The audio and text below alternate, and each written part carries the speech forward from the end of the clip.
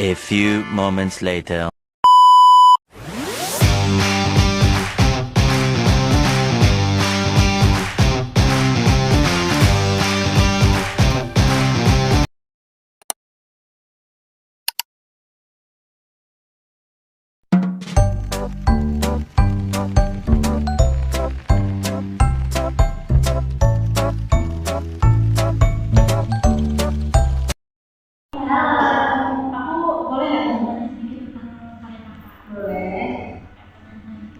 Aku mau tanya nih, apa yang membuat kakak berminat untuk menulis sebuah karya? Oke, apa yang membuat aku berminat menulis sebuah karya? Yang pertama, aku itu nulis buku karena aku ingin ketika suatu hari aku sudah tidak ada di dunia ini gitu. Tapi ada sesuatu jejak yang aku tinggalkan gitu. Karena kan seperti Pramudia Anantatur tuh pernah bilang bahwa manusia itu akan hilang dari sejarah dan dari masyarakat kecuali dia menulis. Aku menulis karena untuk melepaskan unek-unek gitu. Karena kalau mungkin orang-orang ketika dia pusing, ketika dia banyak pikiran, pelampiasannya dengan healing, misalkan jalan-jalan atau dan lain sebagainya, atau mungkin ada juga yang pelampiasannya bentuknya jalan-jalan sama teman atau ngopi atau apalah gitu, atau mungkin ada juga yang baca buku, nonton film. Jadi dia dengan kayak gitu energinya ke-charge gitu misalkan. Kalau aku ketika aku menulis tuh kayak seolah-olah apa yang aku kayak apa ya, perasaanku tuh seolah-olah melebur gitu, langsung ngalir, langsung tenang. Ketika nanti kayak aku nih misalkan habis dari sini kayak pusing, kayak udah gak karuan sama dunia aku, terus ketika aku tulis, aku menuliskan apa aja gitu, entah apa yang aku pikirkan saat itu tiba-tiba seolah-olah aku udah kayak plong gitu, udah gak berat lagi lah di pikiran aku, dan aku bisa tenang di jalan kehidupan dengan kayak gitu. Jadi tadi yang pertama agar aku meninggalkan jejak, yang kedua itu sebagai pengalihan atau pelampiasan emosi. Untuk selanjutnya, apa buat kakak yang bagian tersulit dari proses membuat karya itu? Oke. Bagian tersulit dari pembuatan karya, sebenarnya membuat karya itu gak mudah, yang penting konsisten. Jadi itu yang paling harus ditekankan adalah kita bisa konsisten. Misalkan kalian udah punya goals, misalkan tahun 2025 aku harus menerbitkan 1 novel misalkan gitu. Nah, gimana cara kalian mengejar target itu?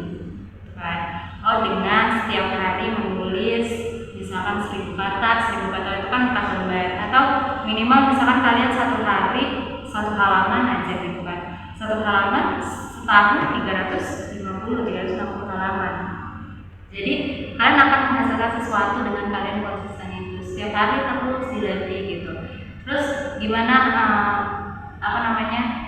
konsisten tadi ya yang kita tekankan. Terus yang kedua, bagian tersulit buat aku, paling sulit banget dari aku menulis adalah menjual hasil karyanya.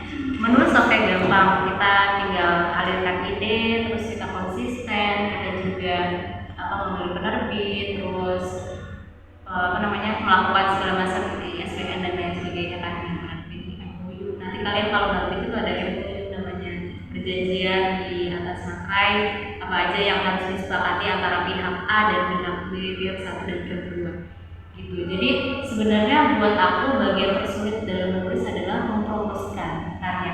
Mungkin kalau di sini kan ada Ajinur ya. Ajinur itu kan dia udah dari TikTok, udah dari Instagram tuh dia udah tenar gitu, udah viral. Bahkan kemarin aku ketemu sama Gagas Media tempat Ajinur menerbitkan novelnya. Di situ ada Bu Resi Re kalau nggak salah ya, sama Kak Dinda Johani. Kak Dinda itu yang menganimikan karyanya si Aji, yang layouter sama ngedesain, dan Bu Resi ini yang yang bagian edit gitulah, atau promosi, atau dia tuh yang narik karya ini biar kayak memancing si Aji, ayo dong nerbitin novel, kayak nerbitin buku gitu. Akhirnya jadilah itu. Nah pada saat aku cerita sama Gagas Media itu kan aku lagi DPK ya di Dinas Perpus, diundang si Gagas Media, terus kita ngobrol, terus kata beliau kalau Aji itu dia tuh kayak mati dulu, dia viral dulu ditarik sama penerbit. Kalau aku kan bukan siapa-siapa gitu kan, jadi penjualan buku yang buat aku adalah tantangan terbesar karena aku harus mencari target pasar, aku harus mencari segmen pembaca aku sendiri, aku harus benar-benar kayak gimana nih caranya buku ini bisa terjual gitu. Makanya sebenarnya di Karya Ide ini aku lagi kayak stop dulu deh, gue lagi cari gimana caranya biar penjualan bukunya lebih mudah dibandingkan buku yang pertama dan juga yang kedua.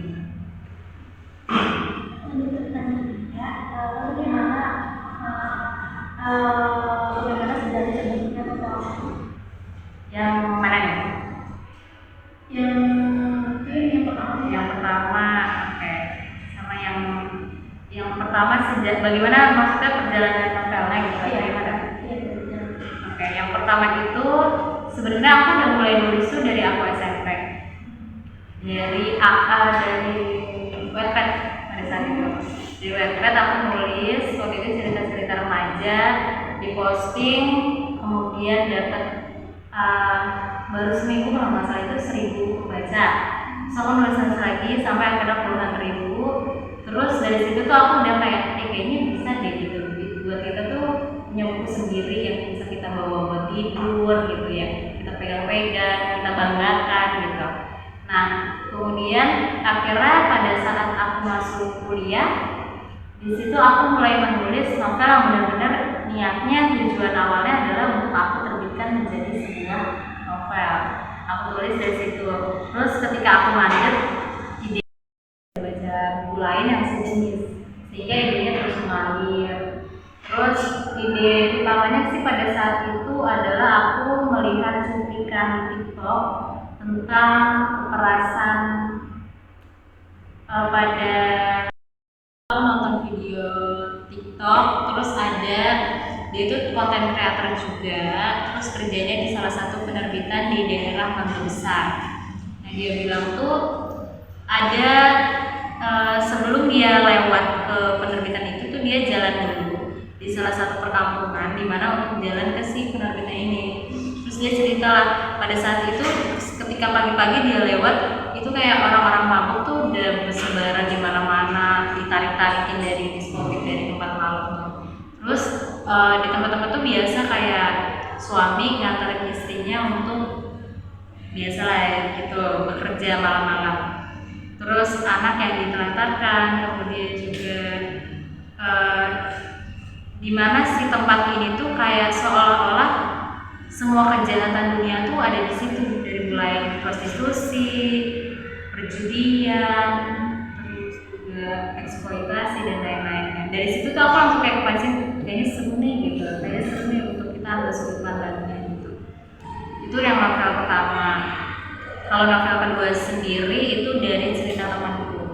Jadi aku tuh selalu memanfaatkan apa yang ada di sekitar kita, karena sebetulnya sebenarnya banyak loh yang relate sama kehidupan kita gitu. Bagaimana kita harus peka terhadap itu semua gitu. Jadi yang kedua itu temen aku curhat ke aku, dia mengalami kekerasan, hubungan toksik lah dalam hubungan percintaannya gitu sama kekasihnya.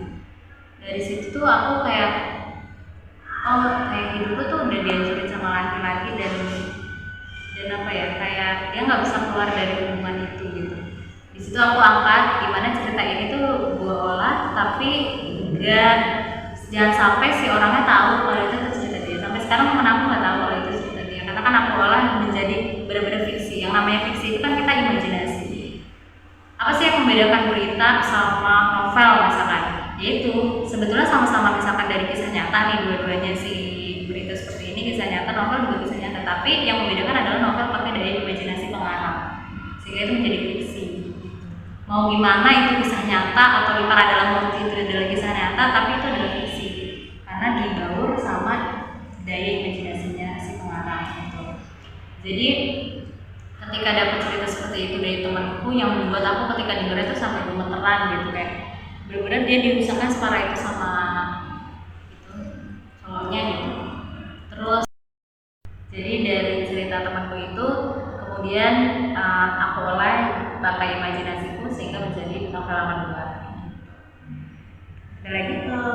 Ini buat pertanyaan terakhir ya. Kira-kira dalam waktu dekat ini, kakak bakal ngeluarin karya baru nggak sih? Oke. Dalam waktu dekat ini mungkin aku fokus sama diriku dulu untuk aku bisa mengejar gelar sarjana.